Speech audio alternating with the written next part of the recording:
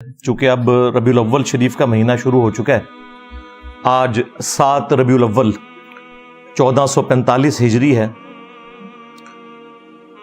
پچھلی سنڈے کو بھی میں نے اسی کانٹیکسٹ میں 12 آیات قرآن حکیم کی ڈسکس کی تھیں، جن کو عموماً ہمارا ایک خاص مکتب فکر ڈسکس کرنے کو گستاخی سمجھتا ہے. میں نے اس کی صحیح تشریح بیان کی تھی. آج ارادہ کیا کہ قرآن حکیم سے اللہ کے محبوب سید الاولین والآخرین، شفیع المذنبین، رحمت للعالمین، سیدنا و مولانا امام اعظم محمد رسول اللہ صلی اللہ علیہ وآلہ وسلم کی شان میں جو آیات ہیں انہیں ڈسکس کریں. اب جب میں نے ان کو لسٹ ڈاؤن کرنا شروع کیا تو وہ تو درجنوں میں جا رہی تھی، لیکن میں چاہ رہا تھا کہ 12 ربیع الاول کی نسبت سے 12 کریٹیکل آیات ہم سلیکٹ کریں ان میں سے، اور پھر انہیں ایک خاص انٹلیکچول ترتیب دیں، اور اس کے کانٹیکسٹ میں جو کراس ریفرنس کے طور پر آیات اور احادیث آتی ہیں انہیں میں ڈسکس کروں، جو بھی اس وقت اللہ تعالیٰ میرے ذہن میں ڈال دے انشاءاللہ تعالی. تو وہ 12 آیات ہم نے 12 ربیع الاول شریف کی نسبت سے سلیکٹ کی ہیں. آج انشاءاللہ انہیں ڈسکس کریں گے. دیکھیں، جہاں تک ولادت مصطفیٰ صلی اللہ علیہ وآلہ وسلم کی تاریخ کا معاملہ ہے، as far as books are concerned, خواہ اہل سنت کی کتابیں ہوں یا اہل تشیع کی، دونوں میں 12 ربیع الاول کی ڈیٹ آئی ہے.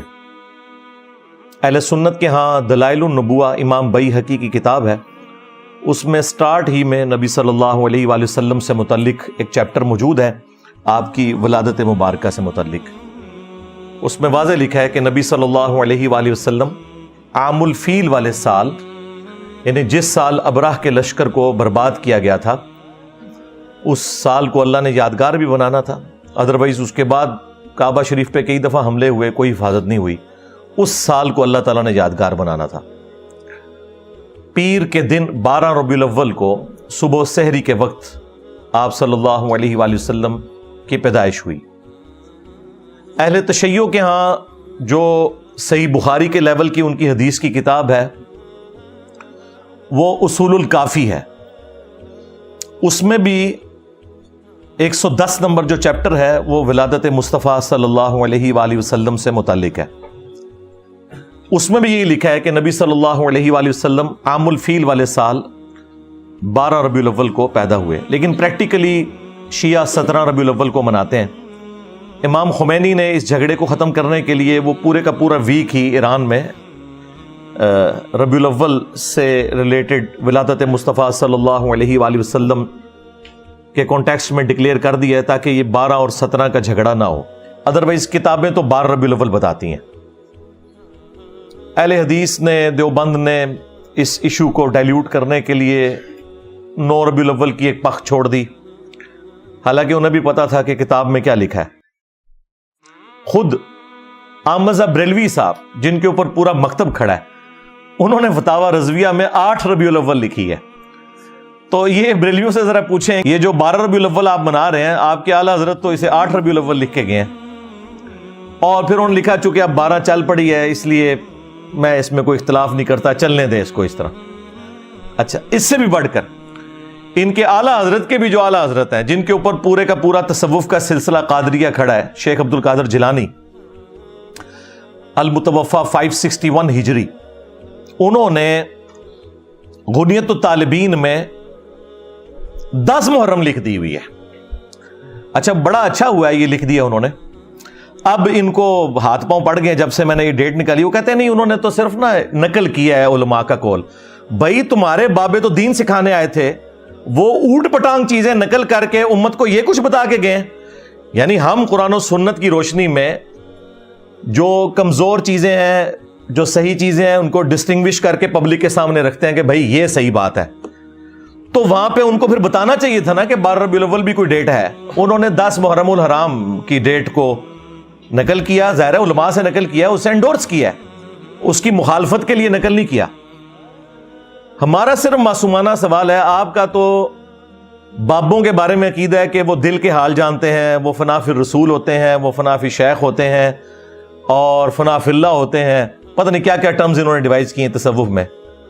اور جو باباؤں کے بابا ہیں آپ کے شیخ عبد القادر جیلانی، جنہیں آپ اولیاء کا سردار کہتے ہیں، ان کو تو اپنے نبی کی تاریخ پیدائش ہی نہیں پتا، اگے کے کم ٹرنا ہے، جو کہ ہمارے ہر سٹوڈنٹ کو ہم نے دلائل النبوہ کا حوالہ بتا دیا ہے، امام بیہقی کی کتاب کا۔ اور یہ حدیث کی کتاب شیخ عبد القادر جیلانی رحمۃ اللہ علیہ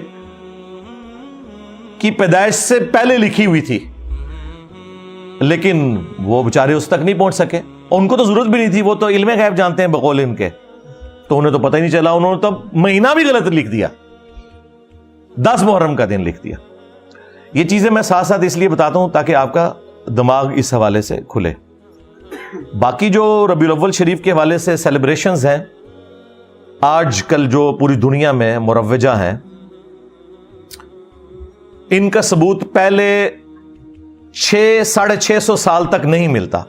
یہ 7ویں صدی ہجری کے اندر ایک مملوک سلطنت جو ایوبی ڈائنسٹی میں سے تھی، جنہوں نے پہلی دفعہ منگولوں کو شکست دی تھی اور تاتاریوں کا فتنہ ختم ہونا شروع ہوا، انہی میں ایک شخصیت تھی ملک المظفر۔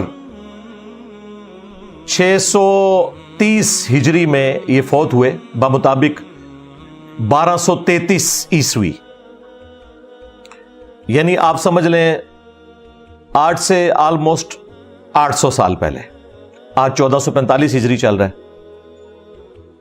انہوں نے علماء کو جمع کر کے 12 ربیع الاول کے موقع پر کوئی کھانا شانا کھلایا، تو علماء تو پھر پکے ہو گئے، انہوں نے کہا سرکار پچھلے سال کھوایا سی، اس سال بھی کھواؤ۔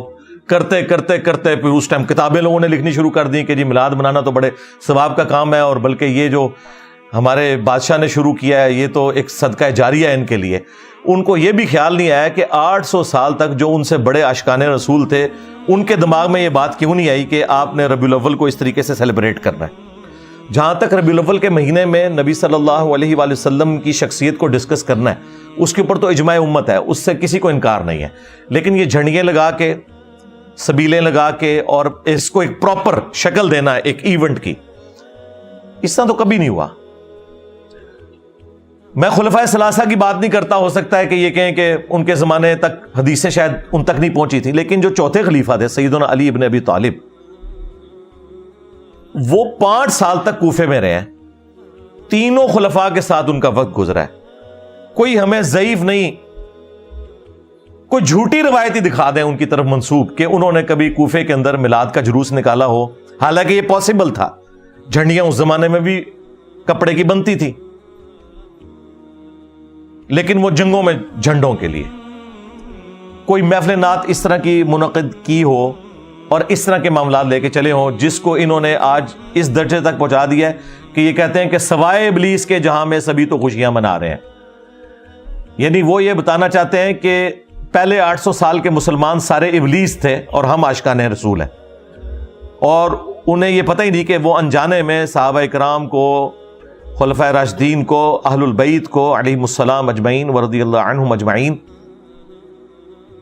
گستاخی کے فتوے کی زد میں لے کے آ رہے ہیں، کیونکہ ان کے زمانے میں تو یہ کچھ نہیں ہوا۔ پھر اس کو جو ترویج ملی ہے نا زیادہ، وہ آٹومان امپائر جو تھی سلطنت عثمانیہ، 1588 عیسوی کے اندر، آج چل رہا ہے 24 ستمبر 2023، 1588 عیسوی میں جو سلطنت عثمانیہ تھی، انہوں نے اپنی امپائر کے اندر آفیشلی 12 ربیع الاول کی چھٹی ڈکلیئر کر دی، یعنی پھر پراپرلی اس پورے مسئلے کو گود لے لیا انہوں نے، اور پھر وہ سارے کا سارا سلسلہ چلتا رہا۔ یہی وجہ ہے کہ آپ کو ہمارے بریلوی علماء کہتے نظر آئیں گے کہ جی یہ وہابیوں کے آنے سے پہلے تو وہاں میلاد کے جلوس نکلتے تھے مکہ مدینے میں۔ جناب وہ جو نکلتے تھے مکہ مدینے میں جلسے جلوس، وہ 400 سال پہلے سٹارٹ ہوئے تھے، اور جو پہلے 800 سال کے مسلمان ہیں جو جلسے جلوس نہیں نکالتے تھے، ان کے بارے میں آپ کا کیا عقیدہ ہے؟ یہ کہتے ہیں نہیں پرانے بزرگوں کو نہیں مانتے۔ سرکار پرانوں کا نہیں، درمیانوں کو نہیں مانتے، پرانے تو ہیں صحابہ کرام، خلفائے راشدین، اہل البیت علیہ السلام، تابعین، تبع تابعین. تمہارے بزرگ آئیں 800 سال بعد اور امت کو ایک تحفہ دے کے چلے جائیں تو وہ پرانے کہاں سے ہو گئے؟ 800 سال بعد تو ہم بھی پرانے ہو چکے ہوں گے. جی پرانے بزرگ، پرانے نہیں سرکار، درمیانے. پرانے تو ہے ہی نہیں ہیں. اور اسی صدی کے اندر، 7ویں صدی ہجری کے اندر، ایک اور بادشاہ آیا، ملک المنصور قلاوون. اس نے 678 ہجری کے اندر، 8 سے 800 سال پہلے، کوئی منت مانی تھی. اس نے پکڑ کے گنبد خضرا رکھ دیا نبی صلی اللہ علیہ وآلہ وسلم کی قبر اطہر کے اوپر. اس ٹائم یہ گرین کلر کا نہیں تھا، وہ وائٹ کلر کا ہوتا تھا. اس کو گرین کلر ہوئے بمشکل 200 سال ہوئے ہیں. 1837 عیسوی میں، آج سے آلموسٹ 200 سال پہلے، سلطنت عثمانیہ کے لوگوں نے اس کا کلر گرین کیا. پہلے یہ وائٹ تھا. اور یہ گنبد بھی نبی علیہ السلام کی وفات کے 650 سال بعد رکھا گیا. یہ 7ویں صدی ہجری مسلمانوں کے لیے ایک سمجھ لیں 2 بڑی بدعتیں جو انہوں نے جاری کی امت کے اندر. اور بدعت میں اس لیے کہہ رہا ہوں کہ اس کی بنیاد کے اوپر انہوں نے باقیوں کو گستاخ کہا. اور یہ دونوں کام کیے سنیوں نے. میں نے اپنی کسی پرانی ویڈیو میں یہ بیان کیا تھا کہ یہ جو گنبد ہے یہ شیعہ حاکم نے رکھا تھا. تو اس پہ پھر میں نے اسی وقت رجوع ریکارڈ کروایا تھا کہ وہ شیعہ حاکم نہیں تھا، وہ بھی یہ ایوبی ڈائنسٹی کا ہی مملوک امپائر کا ایمپرر تھا، ملک المنصور. یہ دونوں کام سنیوں نے کیے. میں مروجہ میلاد کا سلسلہ شروع کرنا، اب شیعہ نے بھی ادھار لے لیے وہ سنیوں سے، وہ بھی کر رہے ہیں. اور دوسرا یہ گنبد خضرا رکھنا. حالانکہ نبی علیہ السلام کے زمانے سے پہلے، آپ کی پیدائش سے بھی 35 سال پہلے، آیا صوفیہ کا گنبد بنا ہوا ہے. یہ جو استنبول کے اندر آیا صوفیہ جو اب اردوغان نے کھول دیا ہے اور وہاں پہ جمعے کی نماز بھی ہوتی ہے اور عام دنوں میں میوزیم، یہ نبی علیہ السلام کی پیدائش سے بھی 35 سال پہلے کا بنا ہوا ہے. کتنا بڑا گنبد ہے. یعنی ٹیکنالوجی موجود تھی. حضرت عمر کے دور میں آج کے اربوں ڈالرز جزیہ ملتا تھا رومن امپائر سے مسلمانوں کو. وہ تو سونے کا گنبد بنا کے قبر رسول پہ رکھ سکتے تھے. ان کو تو کسی کے دماغ میں یہ بات نہیں آئی ہے یہ کوئی نبی علیہ السلام کی عزت افزائی ہے کہ یہاں پہ گنبد رکھیں. انہیں پتا تھا، صحیح مسلم میں حدیث ہے، میں تمہیں منع کرتا ہوں قبروں کو پکا کرنے سے، قبروں پر عمارت بنانے سے اور قبروں پر بیٹھنے سے. وہ اس کو نبی علیہ السلام کی گستاخی شمار کرتے تھے. اور سیم یہی گستاخی شمار کی گئی جب پہلی دفعہ گنبد رکھا گیا. اور جس بندے نے مشورہ دیا تھا وہ کچھ عرصے بعد معزول ہو گیا. تو لوگ یہ باتیں کرتے تھے کہ اس سے سزا ملی ہے جو اس نے الٹے کام کا مشورہ دیا تھا. اور آج اس کے اوپر بات کریں تو گستاخی رسول کہتے ہیں آپ کو. میرے سوا تو کسی کی جرت نہیں، وہابی کسی کی جرت نہیں کہ بات کر جائے، باقی تو شاہی کوئی نہیں. تو میں نے کہا خدا کے لیے دنیا میں جتنے مزارات نبی علیہ السلام کی مخالفت پہ بنائے گئے ہیں، اس کی بنیاد انہوں نے یہاں سے پکڑی ہے. یہ آپ کا کام تھا نا کہ جہاں آپ نے باقی مزارات جو ہیں وہ ختم کیے، اس گنبد خضرا کو بھی اتار لیتے. یہ توڑنے کی ضرورت ہی نہیں ہے، یہ اوپر رکھا ہوا ہے، یہ اتار لیں. نیچے حجرہ عائشہ موجود ہے، اس پہ میری تفصیلی ویڈیوز ریکارڈ ہیں، وہ پھر ٹاپک اور طرف چلا جائے گا. بہرحال 1926 کے اندر سعودی حکومت نے جو باقی مزارات تھے وہ سارے ختم کر دیے جو بقی غرقد میں تھے.